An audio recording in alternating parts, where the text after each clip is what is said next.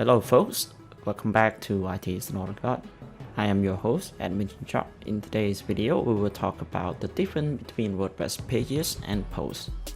As always, before we get started, in case you are new to the channel, please make sure you click on subscribe and click on the notification bell so you won't miss the future video update just like this and another tutorial related to another computer courses, how to make money online. I also do live stream game when I have free time. So yeah, click on the notification bell and you will see the latest update as soon as I post it.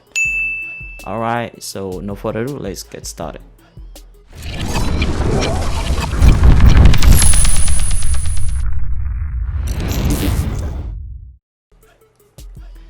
So today's topic, we're going to talk about the difference between WordPress pages and posts. In case you are new, just a newbie, and you still cannot figure out what is the difference between the two. So let's dive right in. So what exactly is a post? Most content that you see on a website are posts. When you scroll down on a website, everything that you see are the posts.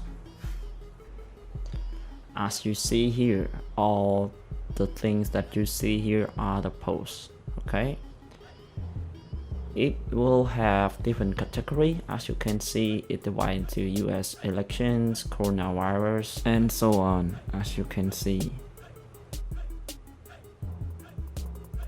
So all of these are the posts related to that category. It has date and time, it has authors, it has tags, and also a custom format. Let me show you. You will see the author names, the dates that it published, the category, and then the content itself.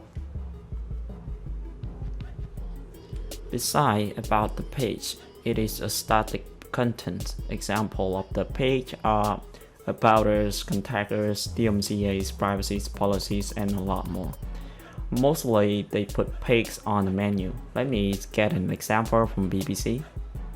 So right here they put their pages in the footer. They have term of use about BBC, privacy policy, cookie, accessibility, and so on. So mostly all of these are just a page. As you see, you cannot find the dates that it published. Okay, also no authors is here. Mostly pages are static contents that they rarely update, but for posts you will see the latest dates that it just released or just published. So yeah, I hope you guys get the idea about the difference between post and page. In the next video, we will learn how to customize the website by installing theme, plugin, and start adding content to make our website look like a real website. So make sure you stay tuned for that.